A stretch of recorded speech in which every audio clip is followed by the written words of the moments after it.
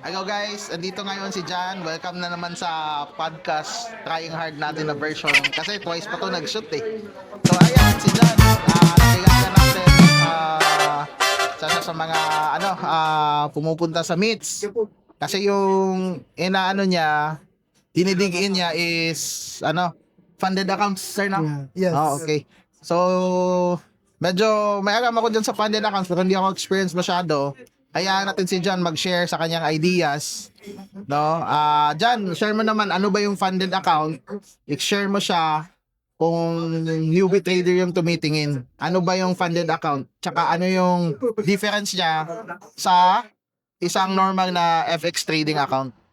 So, by the way, good evening or good afternoon, everyone. So, basically, Prop Firm, which is yung ginagawa ko, is that it's actually a challenge account given by proprietary firm, wherein if you are a trader, they will test your skills. So, there are things na kailangan mo ipasa. For like example, in a certain challenge, we have two-step, one-step, and instant.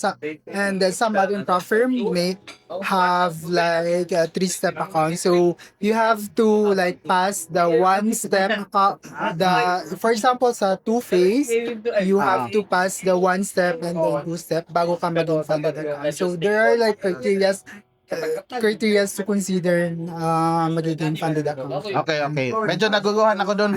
Okay, sir. Kasi ang daming steps. Yeah. So, yung step 1, itong mga steps sinasabi mo, ano to sila?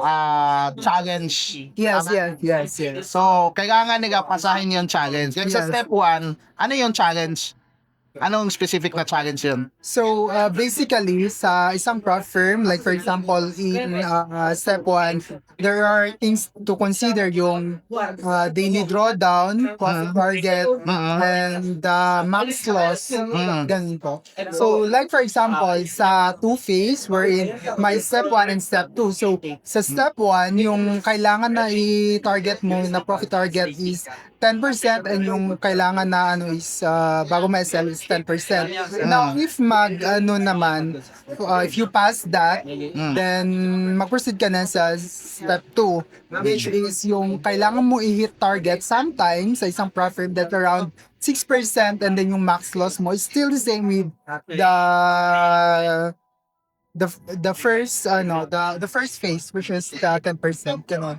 And then after you pass the second step, you will that's the time you will be given by a prop firm na funded account, which is the last one. Yung usually yung target lang kailangan is 3%, and then yung max loss is 10%. Wait, target is 3%. Yes. Pasado ka na? Yes. After you Okay, pass the after ang prop firm. third phase. Okay. Pero di ba, merong mga funded accounts na diretso na? Yes. That's actually one thing that I'm currently playing right now with Master Trade. I prefer instant account kasi dito I'm more disciplined and sometimes, I mean not sometimes, but the reason why I want instant kasi wala nang challenge. So once you pass, you pass the consistency rule, the profit target, then you're good to go, and you will surely hit the target talaga, or yung makapag-withdraw ka. Medyo bago yan sa akin, no? Ano ba yung consistency rule? So basically, consistency rule, these are the rules by a prop firm na dapat hindi mo siya kailangan kilabad. So, like for example, yung account size na, we have an account size of 10,000, and then dapat hindi siya mag-exceed ng 2% daily yung profit na yung Okay. 2% yung So, daily dapat profit. Less than, yes. Yung more or less doon sa Yeah. range. Dapat less than 2% yung Okay. profit target mo Per day. per day. Less than 2%. Yes. So what if kung target mo 6%, 3 days lang, kaya mo na yun. Yes.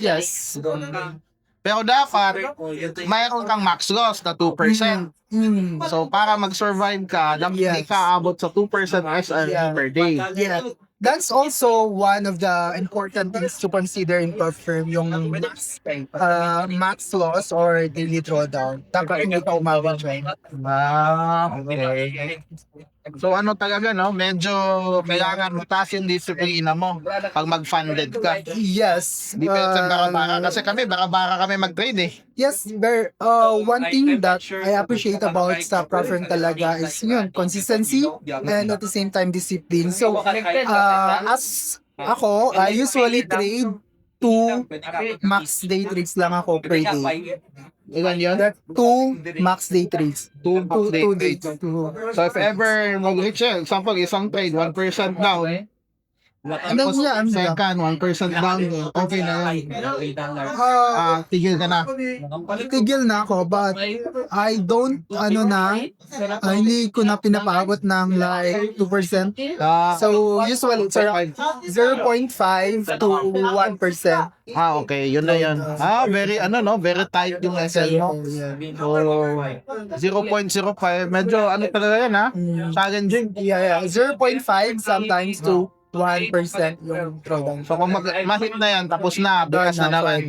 Yes. Pero maganda yung RRR mo kasi day trade ka eh. Kung tama ka din sa direction, Yes. medyo, malaki yan. Baka diretso ka ata, 3% nun. Yes. Usually yung ko is RR ko is 1:4. 1:4. Okay. So talaga, I think feasible talaga. So isang day mo, mga ilan yun? Mga 400? For an account size of $10,000, that's around 190. 190. Okay. So $190 parang or 50. Okay. Okay. So parang yung take profit mo matataas talaga. Okay. Parang nakuha ko na yung idea how you play it.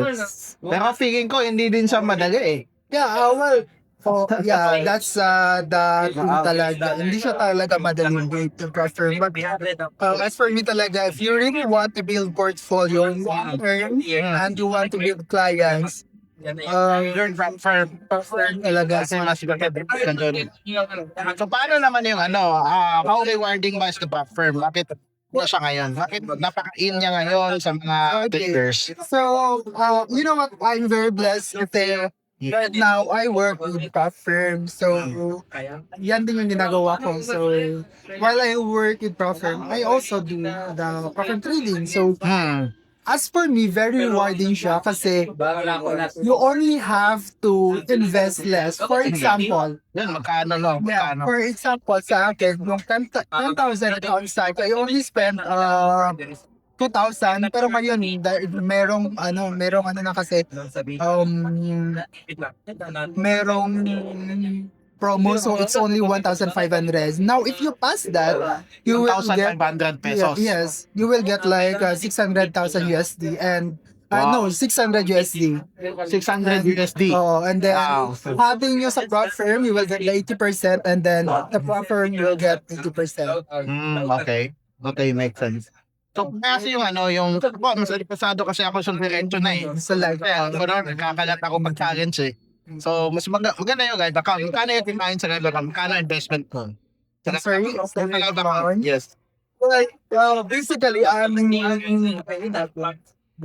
for me, for live account, the investment you can afford to lose. Hindi, yung 6% na preference. So that's around 30,000. So let's say, 30,000 yun? yeah. Well, okay lang kung get natin. Sige, go. Okay, so for example, sa account size na 10,000 USD, Magkano yun? 10,000. Ito, ready to Yeah. You can Wala na actually itong challenge withdraw. Wala na itong challenge. Yan yung gina-trade ko. So, 10,000 tapos times 6%. So, that's 600 USD. And then, Yun yung kitain mo. yeah. So, So, sa 600, the prop firm will get 20%. So, minus 20%. So, for 480, Hmm. $480 yung kitain mo. Pero magkano yung isang account na yan? Ibigin mo. Right now, it's only 1,500 plus. Yes. And if you pass, you will get 480. Yeah, so if you're going to times that into pesos, that's 60 ba yung current ano ngayon? Ang investment ng 10K USD na account is 1.5 pesos lang. Yes. Answer na yan. Yeah, Hindi yan instant account, yes. Oh, seryoso? So, you will get 28,800. Seryoso, like, So, pwede akong magbugan 10. yes. Tapos, babahain ko lang. Baka baka. Oo. But there are platform that May rules. may mga rules. Like, for example, if you buy 10 accounts, dapat hindi pareha, akala mo Bisaya? Sige. Dili the same pairs at the same time. If you're going to trade Oh. sa 10 accounts, Dapat iba-ibang dapat pair. iba-ibang pairs. Kaya pa rin yun. Abot naman yan. Ano? However, there are platform na, like for example, we master trade. You can trade the same pair pero may may time na dapat mga 1 or 2 hours after. Okay. You can trade. Like example, Okay lang yun. Pero 1.5 guys, tapos yung ipanago is 500 USD average per 1.5 pesos na investment. I think that deal kasi kung iisipin mo, yung SL mo niyan, max loss is 6% ba? yes, max loss. Huwag ka lang ma 6% SL, 2% SL average per day, huwag ka lang umabot 6%. Ma 6% gains mo lang din, tapos na yung paghihirap mo. Pero dapat, average mo TP per day is 2%. Tama? Yes. Kasi yan Less yung- than 2%. Less than 2%. Okay. So, dapat di ka mo mag-pass. 1.5 to 2%.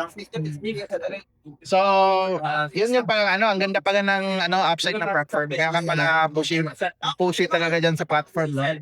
So, yun guys, at least natutunan nyo, no? Natutunan nyo, very yan. Ngayon ko rin nalaman, 1.5 lang pala yung ready account na, di na kailangan mag-pass ng challenge.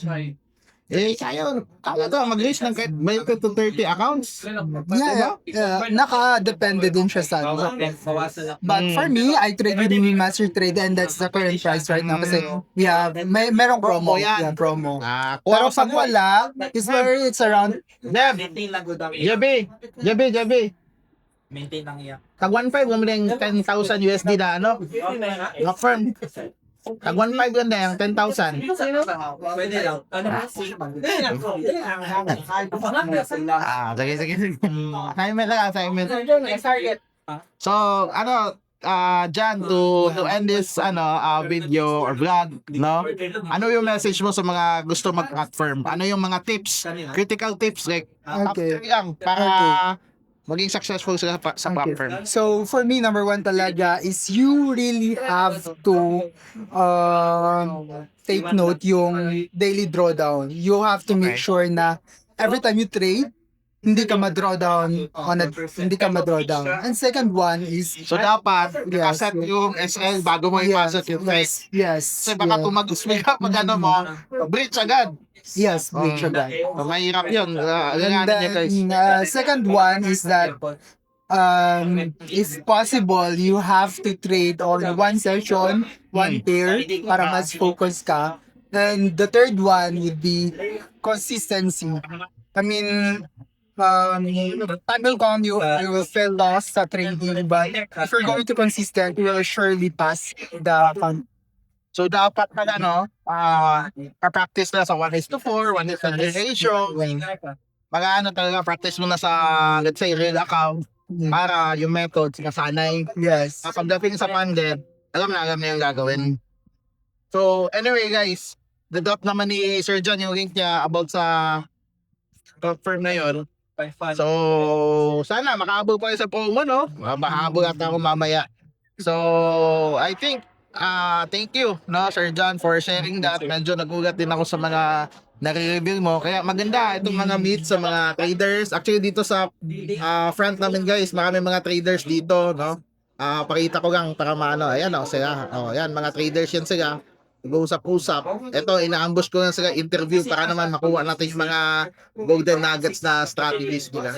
So, thank you John, and hopefully I can invite you next time sa mga ano natin, funded accounts na content natin para mas marami pang makashare. Thank you. So next time guys, thank you. Baba, banay dire, or Na